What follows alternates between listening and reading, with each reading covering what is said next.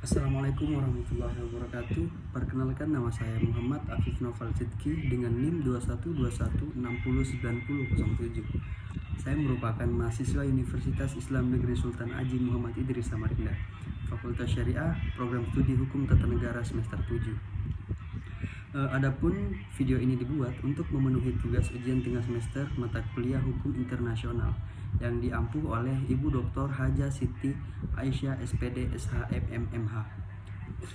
Baik, di sini saya akan menjelaskan sedikit tentang pengertian asas dan prinsip hukum humaniter internasional.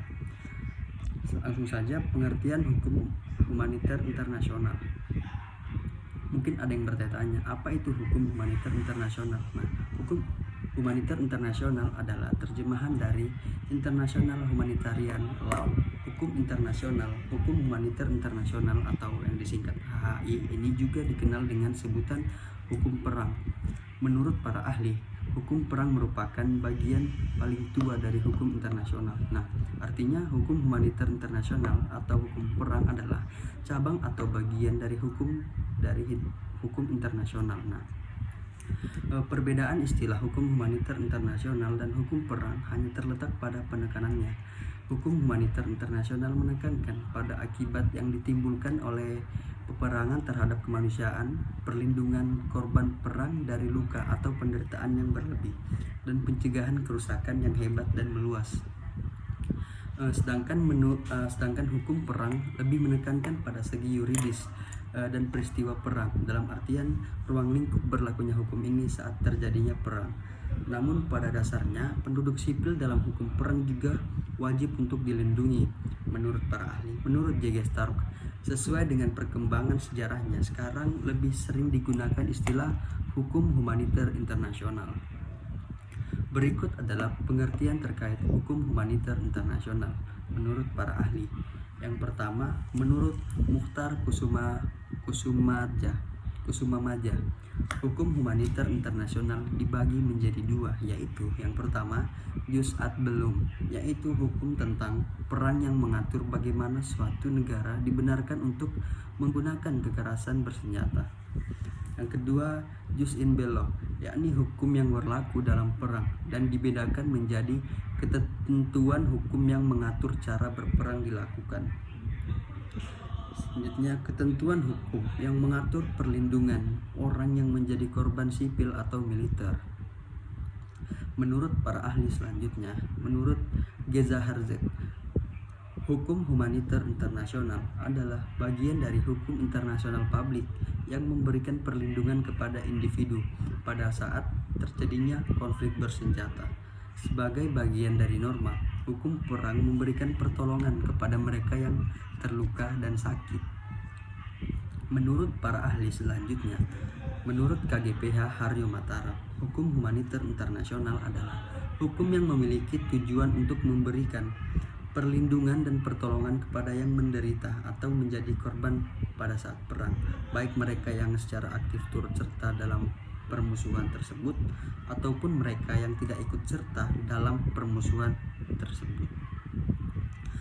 Selanjutnya, kapan hukum humaniter internasional itu berlaku? Nah, hukum humaniter internasional hanya berlaku pada saat terjadinya peperangan atau konflik bersenjata. Dengan perkataan lain, hukum humaniter internasional tidak dapat berlaku pada masa damai. Hukum humaniter internasional juga tidak berlaku pada saat situasi kerusuhan, huru-hara, dan ketegangan. Nah, lantas apa yang dimaksud dengan perang? Nah, perang itu adalah suatu kejadian yang tidak diinginkan oleh umat manusia karena peperangan menimbulkan kesengsaraan dan kerugian yang sangat besar yang tidak ternilai harganya. Dalam setiap perang terjadi perbuatan kejam dan bertentangan dengan peri kemanusiaan. Konflik bersenjata. Adapun konflik bersenjata digolongkan menjadi dua bagian, yaitu yang pertama, International Armed Conflict atau yang disingkat dengan IAC.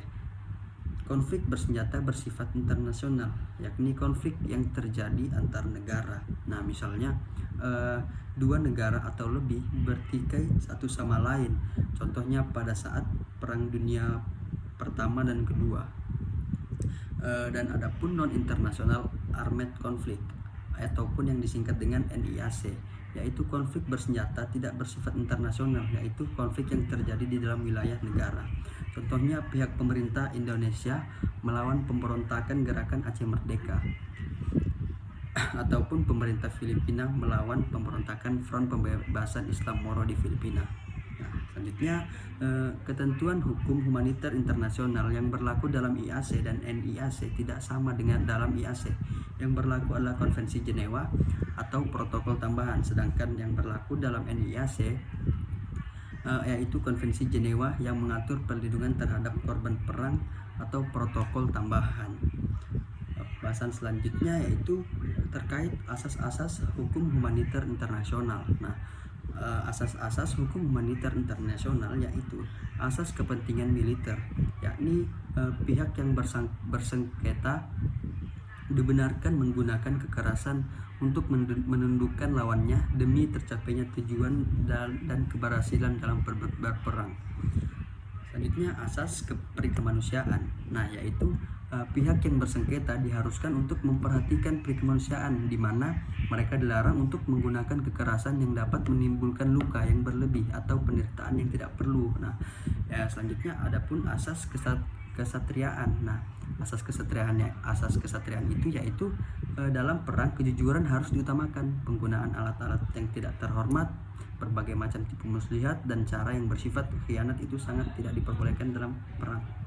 Selanjutnya prinsip-prinsip hukum humaniter internasional. Menurut Amrawati terdapat prinsip hukum humaniter internasional. Nah, adapun prinsip-prinsip hukum humaniter internasional itu adalah yang pertama kemanusiaan, yakni non-kombatan harus dijauhkan sebisa mungkin dari arena pertempuran, dan korban luka juga itu harus diusahakan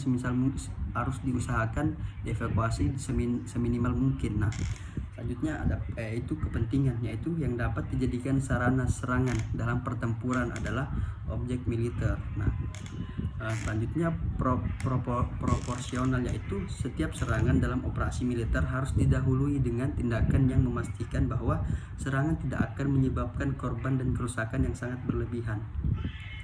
Selanjutnya ada pembedaan, yakni dalam konflik bersenjata harus dibedakan kombatan dan orang sipil. Larangan menyebabkan penderitaan tidak seharusnya, yaitu prinsip pembatasan. Artinya prinsip ini berkaitan dengan metode dan alat perang. Misalnya larangan menggunakan racun, peluru senjata biologi, dan lainnya. Nah, pemisahan jus ad bellum dan jus in bello, yakni terlihat dari Konvensi Jenewa. Tanggung jawab dalam pelaksanaan dan penegakan hukum humaniter internasional artinya hukum wajib dihormati pemerintah dan warga negara yang bersangkutan. Adapun yang terakhir kesimpulannya, secara definitif perang adalah kondisi tertinggi dari bentuk konflik antara manusia terhadap situasi tersebut. Maka dibentuklah hukum humaniter internasional yang mengatur tata cara metode berperang, perlindungan kepada individu pada waktu terjadinya konflik bersenjata. Pada intinya, perang bukan berarti dapat melakukan segala hal dengan tidak terbatas, namun wajib memperhatikan prinsip-prinsip dari kemanusiaan. Nah, mungkin itu saja sedikit yang dapat saya sampaikan. Wassalamualaikum warahmatullahi wabarakatuh.